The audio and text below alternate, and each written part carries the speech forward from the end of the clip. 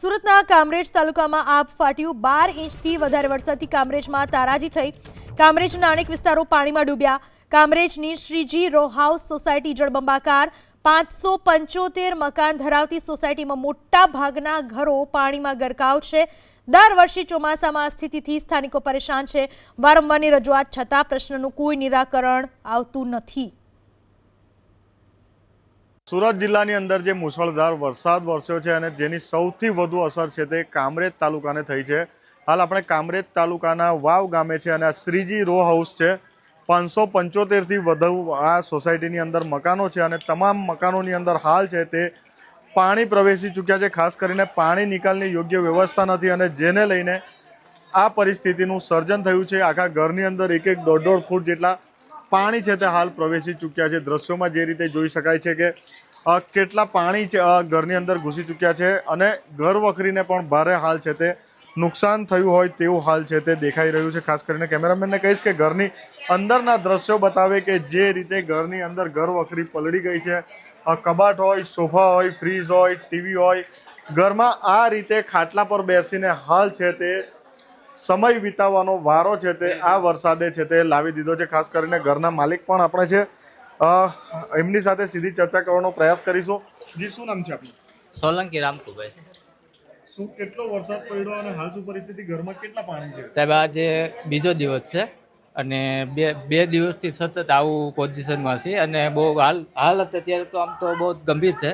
જો કે પાણી ઘરની અંદર પણ ઘૂસી ગયા, જોઈ શકો છો સાહેબ, જોઈ લો। અને નાના છોકરાઓને બીજી રૂમમાં લઈ ગયા છે અને આ ઘરમાં જે સામાન ઓલું ખરાબ ન થાય ને એના લીધે અમે અહીંયા સફાઈ માટે કામ કરવા રોકાઈ રહ્યા છીએ। નુકસાન થયું ઘર વખરી? નુકસાન તો બધું થયું છે સાહેબ। જો અંદર જે દાણા પડ્યા છે એ પણ પલળી ગયા છે, બધું સામાન રાશન બધું બગડી ગયું છે અને અત્યારે આ જે ઇલેક્ટ્રિક વસ્તુ છે એ બધું પૂરો આખો ઘરનો સામાન જ પલળી ગયો છે, જોઈ લો। બિલકુલ, તો ખૂબ જ મોટું નુકસાન થયું છે। જે ઇલેક્ટ્રોનિક ઉપકરણો હતા તે પલળી ગયા છે, અનાજના દાણા તમામ પલળી ગયા છે, ખાવા પીવાની તકલીફ છે અને જે ઘરના નાના બાળકો હતા તેમને હાલ છે તે બીજી જગ્યાએ શિફ્ટ કરવામાં આવ્યા છે। એક જ ઘરની હાલત નથી, કેમેરામેનને કહીશ કે દ્રશ્યો બતાવે જે તમામ ઘરો છે એ તમામ ઘરની અંદર હાલ છે તે આ પરિસ્થિતિ છે। પ્રશાસનનું ખરેખર કહી શકાય કે પ્રશાસનની જે કામ વેઠ ઉતારવાની જે આદત છે અને જેને લઈને પાણી નિકાલની સુવિધા નથી। કેમેરામેનને કહીશ કે એક ઘર નહીં, બે ઘર નહીં, પરંતુ તમામ જે સોસાયટીના ઘરો છે કઈ રીતે ઉપકરણો બચાવવામાં આવી રહ્યા છે, ટેબલ પર ઉપર મૂકવામાં આવ્યા છે, અનાજના ડબ્બાને પણ ઉપર ચડાવવામાં આવ્યા છે। આપણી સાથે એક બેન છે, વાત કરીશું। બેન, શું નામ તમારું? ભાઈ, શું નામ તમારું? સંદીપભાઈ। સંદીપભાઈ, ક્યારની આ પરિસ્થિતિ? હા, તો હવે દર વર્ષની આવી પરિસ્થિતિ છે। દર વર્ષે આટલું પાણી આવે ને ઘરમાં જ ભરાઈ જાય છે પાણી બધાને, અને પાણીનો કોઈ નિકાલ જ નથી આવતો ને વારંવાર કહેવાથી પણ આ પાણીનો નિકાલ નથી થતો। શેના કારણે પાણી ભરાય? ચોમાસાના વરસાદના પાણીમાં બહાર ગટર ઉભરાઈ જાય છે। ગટરનું ને ભૂંગળા ગટર લાઈન બી નાની જ છે બધી, એટલા માટે બધું પાણી બહાર ભરાઈને આવે છે ને નુકસાન તો ઘણું થયું છે અમારે। જી, શું નામ છે આપનું? આપ ધર્મેશ પ્રજાપતિ। હા, ધર્મેશ પ્રજાપતિ। ધર્મેશભાઈ, શું પરિસ્થિતિ સોસાયટીની? પરિસ્થિતિમાં તો એવું છે સાહેબ કે દર વર્ષે અમે વારંવાર તલાટીથી માંડીને સરપંચ, એના ઉપલા અધિકારી, તાલુકા પંચાયતમાં વારંવાર રજૂઆત કરવા છતાં આ કોઈ સાંભળતું જ નથી।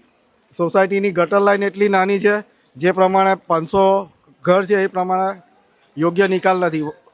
ઇવન ગટર લાઈનના પાણી ઘરમાં બેક મારે છે। આ તો ખરા જ, ગટર લાઈનના બી પાણી બેક મારે છે સંડાસમાંથી ને એ રીતના। પંચાયતમાંથી કે તલાટી, સરપંચ લેખિત આપેલું છે, કોઈ જોવા નથી આવ્યું, કોઈ જોવા નથી આવ્યું।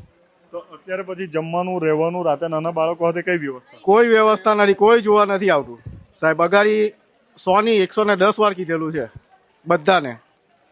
અન્ય પણ સોસાયટીના રહેવાસીઓ બેન છે આપણી સાથે। બેન, શું નામ આપનું? જાગૃતિ સજોતિયા। જી બેન, શું કહેશો, કેટલા પાણી ભરાયા છે, કેટલું નુકસાન છે? તમે ખાલી અમારા ઘર આવીને જોઈ જાઓ, બધું જ ફર્નિચરથી માંડીને બધું ઇલેક્ટ્રિક વસ્તુ બધી જ ખરાબ થઈ ગઈ છે ને દર વર્ષે જ આ પ્રોબ્લેમ આવે છે, તો તેનો કંઈ યોગ્ય નિકાલ કરાવો। નુકસાનની ઘરમાં બધું જ, તમે આવો ચાલો મારા ઘરમાં જો, સોફાથી ફ્રીજ, ટીવી બધું જ ઉપર ચડાવવામાં આવેલું છે અમારે, બધું જ ખરાબ છે। 575 કુલ છે તે આ સોસાયટીની અંદર મકાન છે અને હાલ આપણે છે તે પહેલી જ ગલીની અંદર છે અને જે ઘરોની હાલત છે, તમામ ઘરોની અંદર પાણી છે તે પ્રવેશી ચૂક્યા છે। આ મોટરસાયકલ જે ઘરની બહાર પડી છે તેમાં દ્રશ્યોમાં જોઈ શકો છો કે લગભગ અડધી મોટરસાયકલ પણ છે તે અહીં ડૂબી ચૂકી છે, તમામ ઘરો છે તેની અંદર પણ પાણી છે. આ તો માત્ર સોસાયટી શ્રીજી રો હાઉસની પહેલી જ ગલી છે અને આવી તો 575 મકાનો છે તે આખી સોસાયટીની અંદર આવેલા છે. દિવસ દરમિયાન જે 12 ઇંચ વરસાદ પડ્યો છે તેને લઈને નહીં પણ જે પ્રશાસનની ઘોર બેદરકારી છે, જે નફટાઈ છે, વારંવાર ફરિયાદ કરવા છતાં પણ કોઈ કામ કરવામાં નથી આવતું. જે પાણી નિકાલની જે વ્યવસ્થા છે, જે નાળા બદલવાના છે તે પણ નથી બદલવામાં આવતા અને તેને લઈને આ પરિસ્થિતિનું સર્જન થયું છે અને હાલાકી છે તે સોસાયટીની અંદર રહેતા હજારો લોકો હાલ છે તે ભોગવી રહ્યા છે. વારંવારની સરપંચને, તલાટીને, તાલુકા પંચાયતમાં પણ ફરિયાદ કરવામાં આવી છે, પરંતુ તેનું કોઈ પરિણામ નથી મળી રહ્યું. આ તંત્રના કાન સુધી અવાજ નથી પહોંચી રહ્યો અને તેને લઈને જે પરિસ્થિતિનું નિર્માણ થયું છે. હાલ જો કે રાહતની વાત એ છે કે થોડા સમયથી હાલ છે તે વરસાદ બંધ થયો છે, પરંતુ જ્યાં સુધી નજર દોડાવો ત્યાં સુધી માત્ર ને માત્ર પાણી જ દેખાઈ રહ્યું છે. સામાન્ય મધ્યમ વર્ગ કરતાં પણ નીચા કહી શકાય એવા લોકો છે અને જેમ તેમ મહામૂલી મૂડી પોતાની ભેગી કરીને આ મકાનો લેતા હોય છે, ઘર લેતા હોય છે અને ત્યારબાદ પણ જે સ્થાનિકો છે તેમને આને આ જ ભોગવવાનું હોય છે. પ્રશાસનના કાન સુધી આ લોકોની વાત નથી પહોંચતી, અથવા તો જે પ્રશાસન છે તે બિલકુલ નફ્ફટ થઈ ચૂક્યું છે. એ લોકોને કોઈ ફરક નથી પડતો. માત્ર ને માત્ર જ્યારે ઇલેક્શન હોય છે, ત્યારે વોટ લેવા આવે ત્યારે જ આ લોકોને આ સોસાયટીઓ અને આ વોટર્સ દેખાતા હોય છે. ઇન્દ્રમલ શાહ, ABP અસ્મિતા, સુરત.